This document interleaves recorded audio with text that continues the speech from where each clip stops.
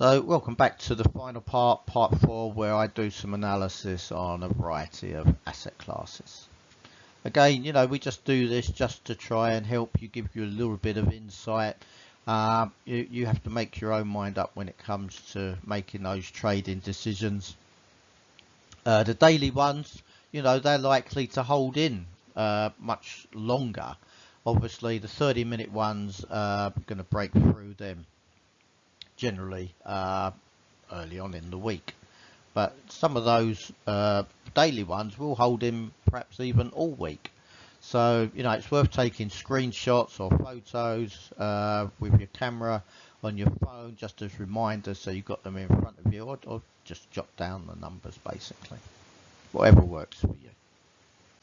And just a reminder, so we've got a lot of inflation data leading up to the FOMC meeting decision this coming week, so expect some big moves, I would say. And of course, it's going to be a question of whether they're going to skip or they're going to do 25 basis points for the Fed, and of course CPI could swing it one way or the other. And then of course you've got ECB, which is pretty much a done deal for a 25 basis point increase.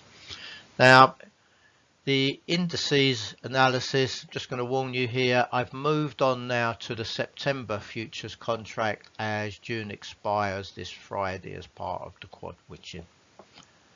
So just a reminder of the legend. So black numbers in the right hand column, they are going to be support and resistance levels based on trend lines.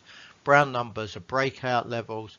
Claret numbers, these horizontal lines that I put in, are either levels where I see support or resistance, or whether they're on double, triple tops or bottoms.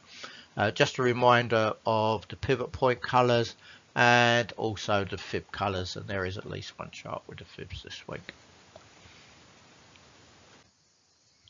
Okay, so as usual, I'm going to start with the Dow Jones.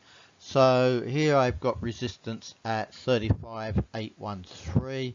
I've got a support, but it's more of a breakout level at 34,871. Of course, stocks had another good week last week. So, in the last few weeks, I mean, since sort of towards the end of October, I mean, they've had an amazing recovery in 1 month. But, for me, if it gets through that 34,871, that long candle, for me, there's not much to support it. So I'm looking at it as a breakout trade, an opportunity there. And then the next area of support for me is 33,909. Looking at it on the 30-minute, as usual, I've got the pivot points on there. So yeah, it sort of hugged the R1 for Friday afternoon. Again, it was a short day, US, because of Thanksgiving, and a lot of the US took a long weekend. So looking at the 30-minute, I've got resistance at 35,446, support at 35,379, and then below that I've got support at 35,305.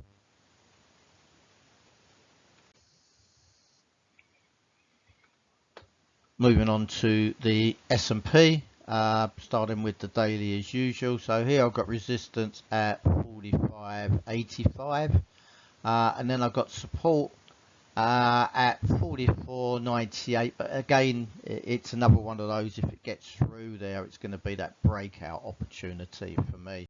And then I can see the market coming down to test the 43.65 level.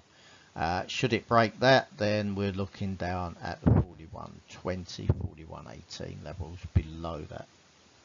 I've got two areas of support there. On the 30-minute, I've got support at, resistance at 45.74, and then I've got support again, sort of, there's two different trend lines there. But they both pretty much come at the same level, which is 45.63.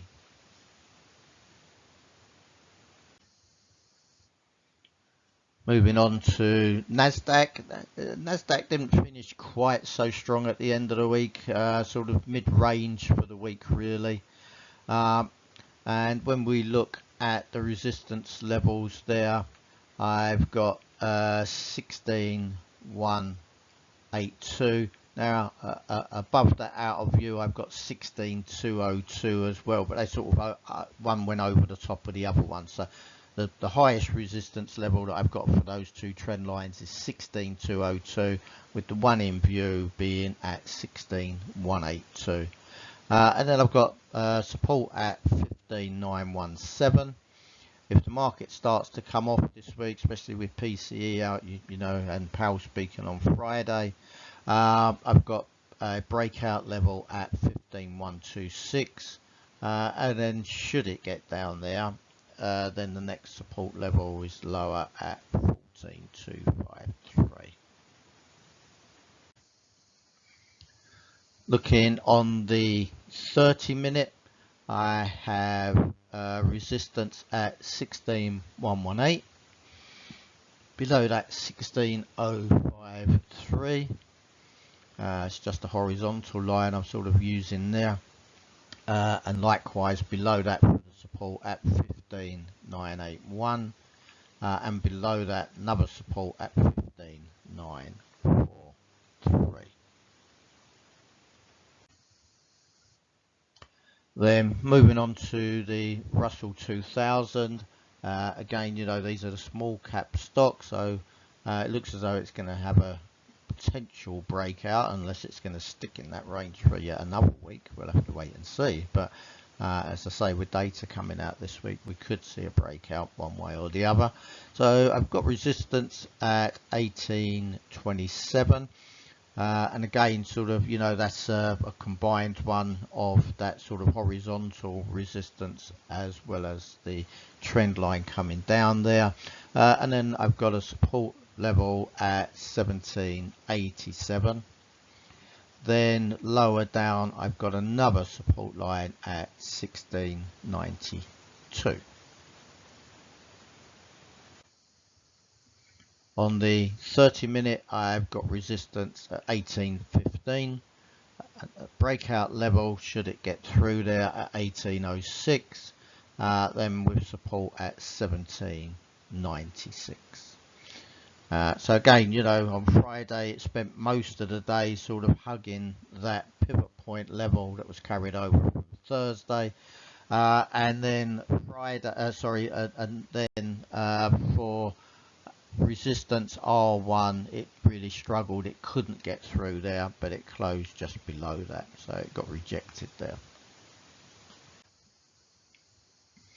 Okay, so moving on to currencies, the dollar had a pretty poor week really, and of course, you know, with the US close pretty much Thursday, Friday, the dollar bears had a chance to give it an extra push.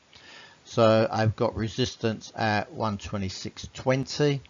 This is the pound against the dollar, and then I've got support, but a breakout level should it get to 123.69, with downside support at 120.93. Always remember, I'm looking at futures when I do my analysis, because that's what I trade. So, you know, if you're trading CFDs, you're going to have to make adjustments for these, but trends are trends, so it's just a matter of looking at futures prices, looking at the CFDs to be able to sort of identify the difference between the two price-wise. So on the 30-minute for the pound against the dollar, I've got resistance at 126.17. I've got a breakout level at 125.99. Then I've got support at 125.82, 125.26.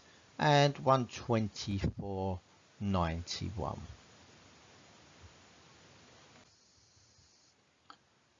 When we look at the euro against the dollar, it didn't fare quite so strongly as the pound, obviously because the UK had the budget, which was taken quite well. But again, you know, sort of Friday it finished fairly strong.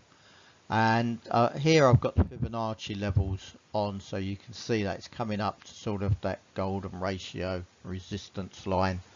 and so it's just below 110. And then below that I've got resistance at 109.78. And then support level, which is again another one of those breakout levels, comes in at 107.76, with final support at 106.70. So again, if the market does start to come off, the dollar does start to strengthen, that 50 level is going to come in to be a support for the moment. But again, it's only support until it sort of goes lower. So that's at 109.00, and then obviously the 382 lower down at 108.00. So again, they're sort of quite evenly balanced at the moment at the figures.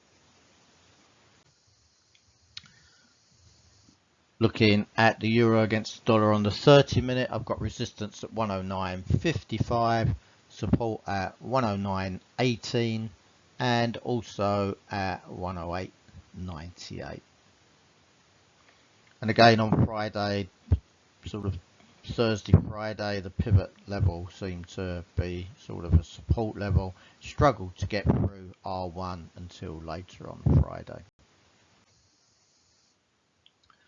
Okay, so let's look at Bitcoin. It had those big jumps up a few weeks ago, sort of mid to the end of October. It's managed to hold on to those as well. Things are looking a bit more positive there. Everyone's still looking at these ETFs and sort of a lack of negative news at the moment. So it's holding up. It did sort of pop very quickly, so all of a sudden you got used to seeing it sort of in the 2830 level, and here it is in 38,000, and that's the way that crypto can surprise you at times. So I've got resistance on the daily at 38,222. I've got support at 35,369. If it does get a bit lower, then I've got a breakout level should it break that 33,705 level. Whether it will or not, let's see what the market brings this week. And then much lower down, next level of support is 27,593. On the 30-minute, I've got resistance at 39,438. Below that, 38,650. Support at 38,281. And again, sort of you've got those two levels together there, sort of that uptrend and the slight lower trend ones for the support. If it breaks them, then I've got a breakout level at 37,595 on the downside, and then below that support at 36,900.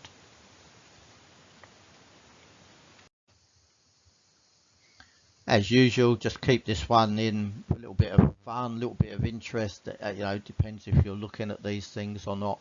But here is Bitcoin against the Nasdaq. So yeah, last week they both just ended just slightly negative, following each other. So a little bit more of a positive relationship there, where quite often you get that negative relationship, as you can see with those charts. Okay, so moving on to gold. Had a sort of a very positive week again. I've got resistance at 2043, also at 2008. I've got support at 1957, 1934. If it becomes a very bearish week for gold, then 1920 would be a breakout on the downside with 1826 support. I'm not expecting to see those sort of levels, but gold is a bit wild. I mean, generally on a daily basis, there's really good opportunities, quite volatile. So again, if you've got a volatile market, just think about it. Reduce the size that you trade. And then you can have wider stops, but without increasing the potential loss. So position sizing is so key to when you're taking on positions for your trades intraday or even longer term, especially as the volatility increases. Okay, on the 30-minute, I've got resistance at 2004, and I've got support at 1994. 1988, 1985, but that's a breakout should it get through there, and also 1979 as a support. And then finally moving on to oil. So WTI, I've got resistance at 84.51. I've also got resistance at 77.84 with support at 72.35. So again, with the OPEC meeting, we could see a breakout one way or the other, support or resistance. On the 30-minute, I've got resistance at 77.35 and 77.20. Support at 73.96 and 73.06. So yeah, there's a bit of a gap in them, but you know that's going to be expected this week with OPEC Plus meeting, and of course the fact that they possibly couldn't agree and they've delayed the meeting because of that. It's going to be interesting to see if there are any more quota cuts to try and either stabilize the price of oil or perhaps even try to make it move up. Now, you know, so far the Saudis have been willing to take a lot of those cuts on themselves. The fact that it's sort of been delayed to me, and again, you know, this is always just me personal, my interpretation, is that perhaps members weren't agreeing this time. You know, some of those members may be reluctant. They want to, they need that revenue from their oil sales.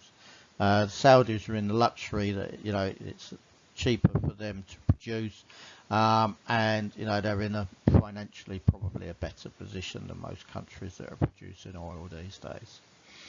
So that pretty much sums it all up. So I hope you enjoyed all the analysis. I hope you enjoy everything that we do to try and help you guys as traders.